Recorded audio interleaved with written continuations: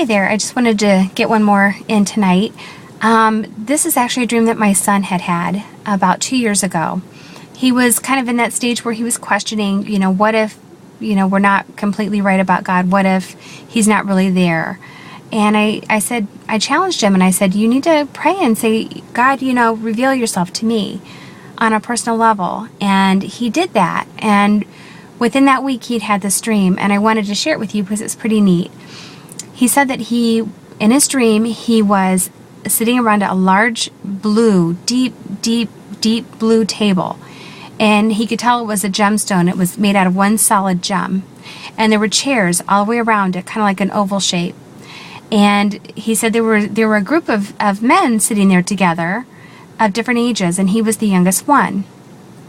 And he said he knew right away that the man standing at the head of the table was Jesus. And he says, I wish I could remember what he was saying, but whatever he said, we were laughing, we were having fun. And he said, I just remember thinking, he is so funny.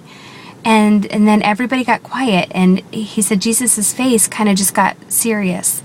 And he put his hand out and he motioned for my son to get up from the table and come to him. So he pushed his chair in and he walked up to the front of the table. And Jesus put his arm around him and squeezed his shoulder. And then he gestured to the rest of the men, they were all different ages, sitting there, and said, this is the last generation. And he put his hand into the table and he pulled out a deep blue cube. And he held it up for everybody to see. And he said he knew it was significant. And he said, this is the last generation.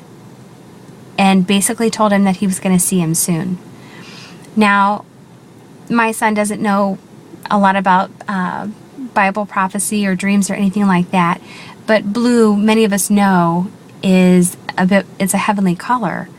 And you think of the cube, there's a lot going on with the cube right now, but I'm not going to get into that. But you think of four corners of the earth, the four winds. The four is a very significant biblical number.